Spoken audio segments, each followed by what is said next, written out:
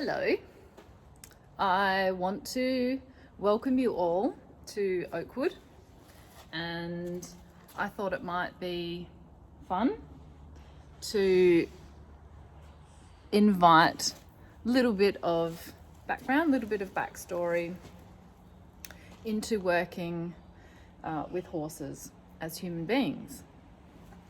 I have written up this chart to help break it down into the simplest elements, and I'll take a photo of this and send this as a file as well, so that I understand it might be a little bit difficult to see here. Essentially,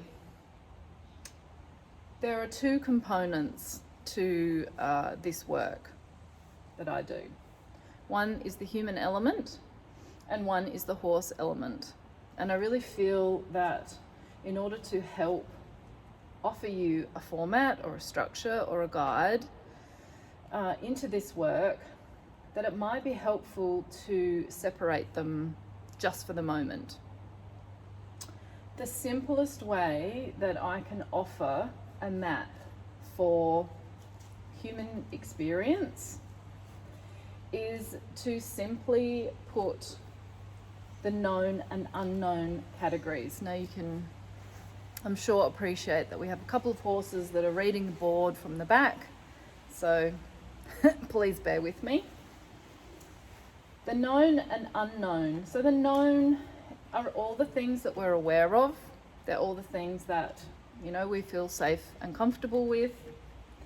What we know is shaped in general by our identity, our beliefs, our culture, our conditioning, our worldview, our opinions, and many, many other things.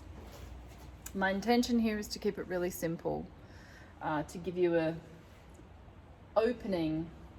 format for the horse work. So all these things shape and inform us. I know that my name is Willow. I know that I love horses. I know that I work at Oakwood, and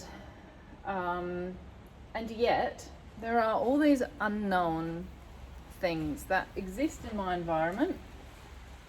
They're things like unrealized potential. They're also unconscious material. They're also strengths, areas of improvement. And in order for me to move from what I know, what I think I know, into growing that into incorporating the unknown, I need to cross over something called the edge. And while I feel this is a good opportunity to perhaps normalize some of the discomfort, some of the emotion that can show up while we work with horses, and some of the ways it can be challenging, and how that's really normal. One of the other participants recently said that when she noticed that she was crossing her edge, that she felt powerless and out of control. So I'd like to let you know that that's very normal, and often we'll go from the known into the unknown. We'll see a pattern, we'll notice a limiting belief, and then we'll shift back into safety and comfort and security, and that's very normal. The idea is the place that we're inviting movement is into this space, which is the space of growth and transformation. It's the space of healing, and change can be difficult, change can be uncomfortable, and that's all okay. I really feel to invite that the things that show up when we engage with horses and we work with horses, I really feel to clarify that it's really important to allow the process to unfold, that it's an experience, and because it's an experience, it's not an intellectual learning. It's not a cognitive or theoretical space of healing or growth. It's an experience. Now, once we move into this place, my experience of me is that I then tend to go back into discovering what is it that I think I know, what do I know. Now, the horses offer us the opportunity to see into this space. They offer us a reflection of any of our unrealized potential.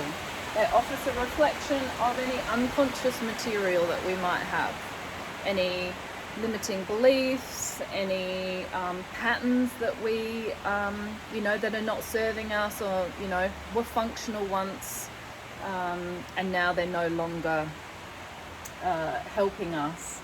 They help highlight strengths, they help highlight areas of improvement. So this is really the space where the horses come into their own, in my opinion.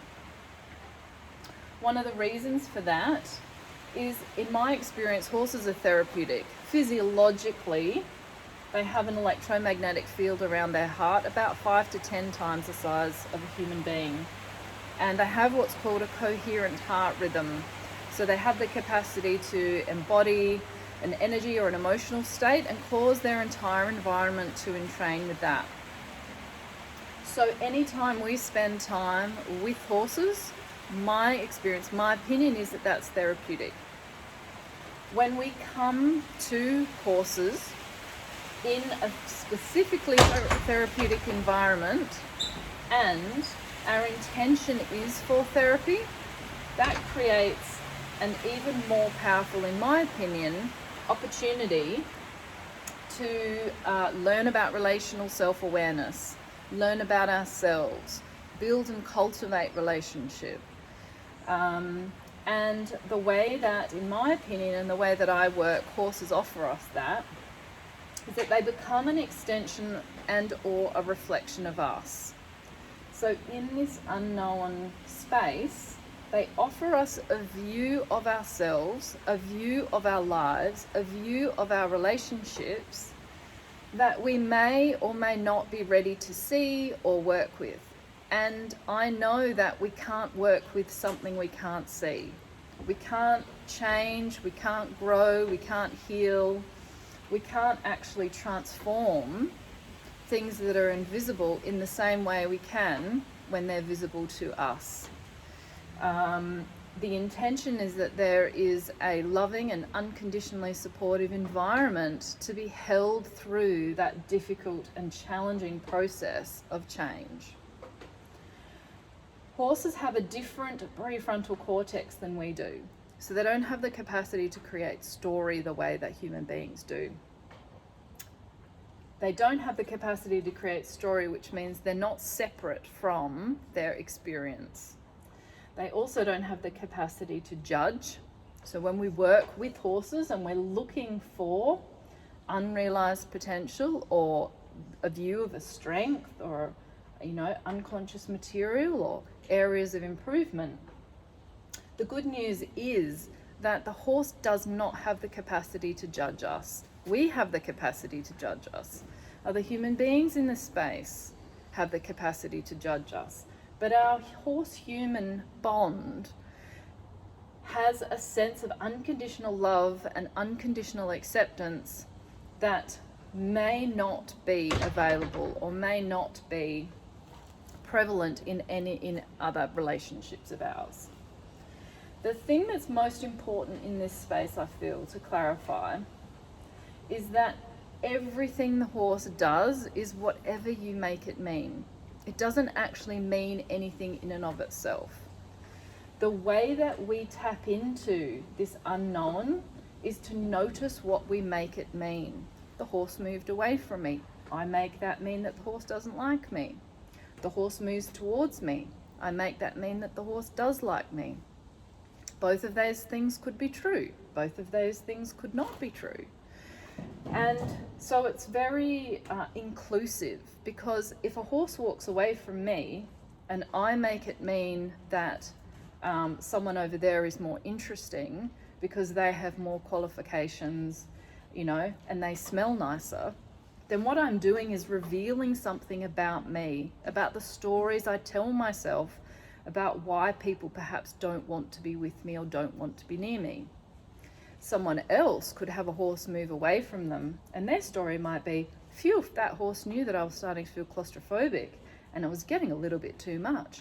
And that horse moved away from me in order to give me some space to breathe. Both those things could absolutely be true. The purpose is, when I've shared that story with you, I have the opportunity to notice what I make things mean, and therefore what I make my life and my world and my relationships and the people with me mean. I work out what it is that I make it mean about me, and I work out what it is I make it mean about them. Once I know what those stories are, then I can begin to dive into, well, where did those stories come from? Are they serving me? Do I want to keep them? Do I want to transform them? And the horses offer us, I believe, an opportunity to look at ourselves in a new way, to have an opportunity to implement a new pattern. I wonder what would happen if, when a horse walked away from me, rather than imagine that that meant that I wasn't a good person or I wasn't valuable, I wonder what change might happen in my environment if, when a horse walks away from me, I give myself permission to follow. I give myself permission to do something different. And then I get to see the ripple effect of that in my environment. Does it create more connection? Does it create more joy? Does it cause me then to just come up with another story? Well, I don't know unless I actually do it. So I love that this is a really safe, for me, in my opinion, a really safe and supportive way to work out who I am in the world. How do I operate in the world? What ripple effect does my internal narrative have on my world? The other thing I love about working with horses in a dynamic space, in a dynamic partnership, this is a dynamic space and a dynamic partnership, as you can tell, is that we get the opportunity to course correct. So I love the story. Little bit of contribution from Griffin. It's no problem. So I love the way that one of my favorite stories is, if you're in a yacht and you're in America and you set off sail for Hawaii, if you are even 1 degree off, you will end up somewhere completely different. Well, the good news about that is a 1 degree shift will create change, will create transformation, and the horses will reflect back to us what change that might be in our lives. We don't have to go out back into the world in order to find out what a shift might create. We'll get a real life dynamic opportunity to find out the result of what that will be. So for me, horses offer safe and trustworthy feedback. They offer me feedback in a way that I can trust, because they don't have any capacity to lie or cheat or steal or manipulate.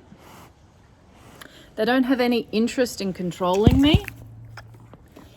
They do have a natural sense of curiosity.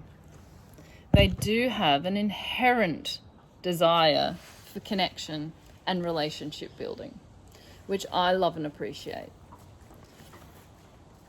Finally, the last piece I'd like to offer is that in order to make this an experience where we get the most out of our horse-human interaction and we minimize giving ourselves a hard time or pushing ourselves too much, my invitation is to have a look at the zones. Now, the comfort zone is the space that we spend a predominant amount of our time in, and that's safe, secure, comfortable, and that's a wonderful place to be. The zone around that is the learning zone, and that's the space where we begin to create a little conflict, we begin to create a little tension, there's a little bit more emotion, it can be a little bit uncomfortable.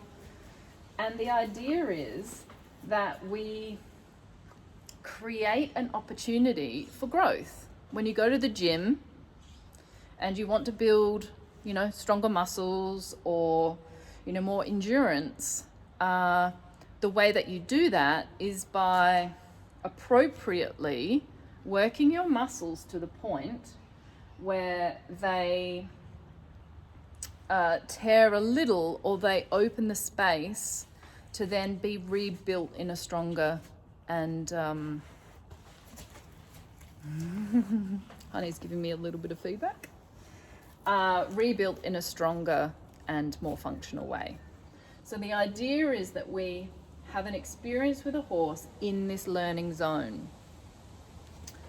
The panic zone is the zone that exists outside of that. And the panic zone is all about the sympathetic nervous system. Flight, fight, freeze, fawn, flop. Now, there's no problem with that state. In fact, that survival state has kept human beings alive for thousands of years. What it can do in a situation like this is limit our capacity for learning. And it can also feel really scary and really unkind and potentially re-traumatizing or traumatizing. So my invitation is to be mindful about where you are in this graph. Are you in your comfort zone? Are you just happy to sit in your chair and observe? And does that feel good for you? Are you interested in being in your learning zone? Are you interested in just pushing yourself a little bit, just enough? And that's my invitation. That's the kind of work that I really love to do. That's the work that I do myself.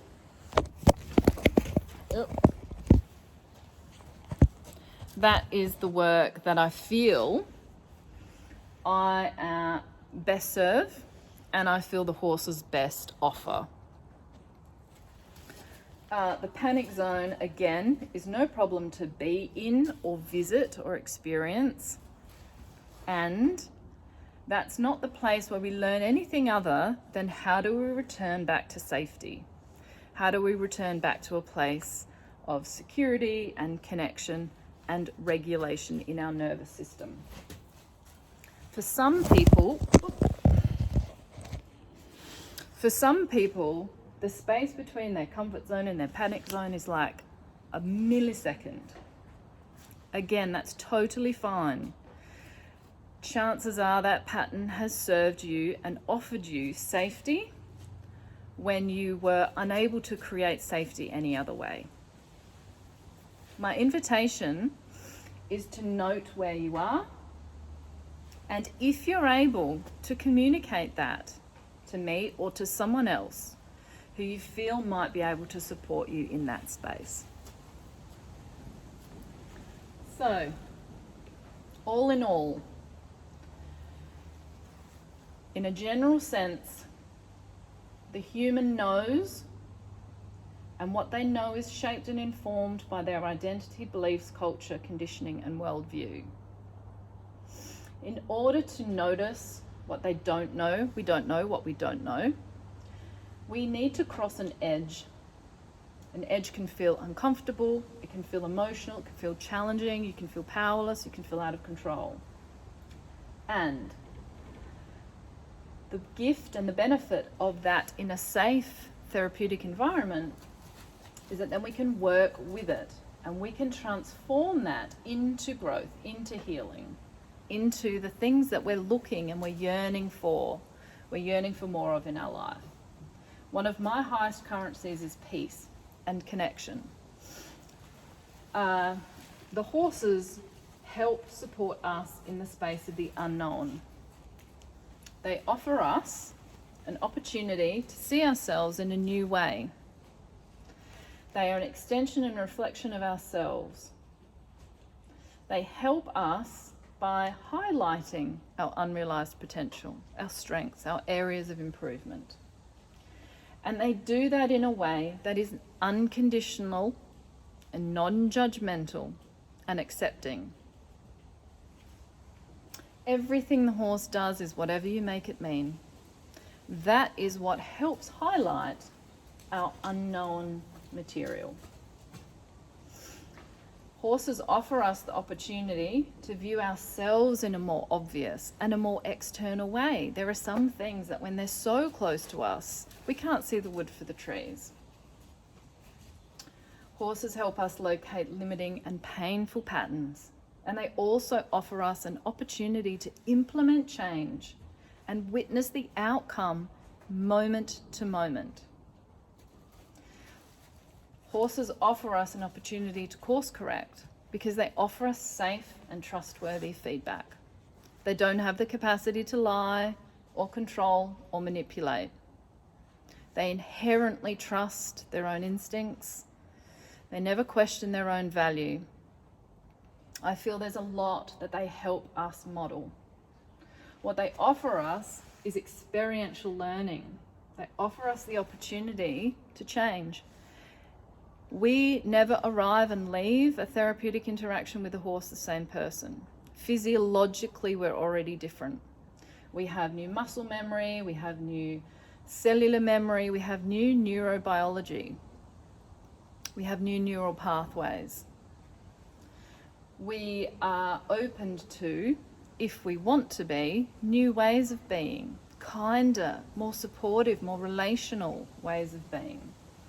And we have the opportunity to create new views, new identity, new beliefs. Every time we cross over from the known into the unknown and we examine this material and we convert it into something of value to us, if we want to, we are being asked to go back and reshape and re-inform these identities, these parts of ourselves. And that's why change can be so difficult. That's why it can feel scary, because we become and we reshape and reform ourselves each time.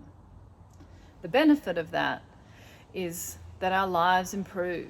The benefit of that is the growth and the healing and the hope and the joy, connection, happiness, peace, acceptance that we get to literally experience in the moment, that we have specific evidence for how it's real and true, how it feels in our body.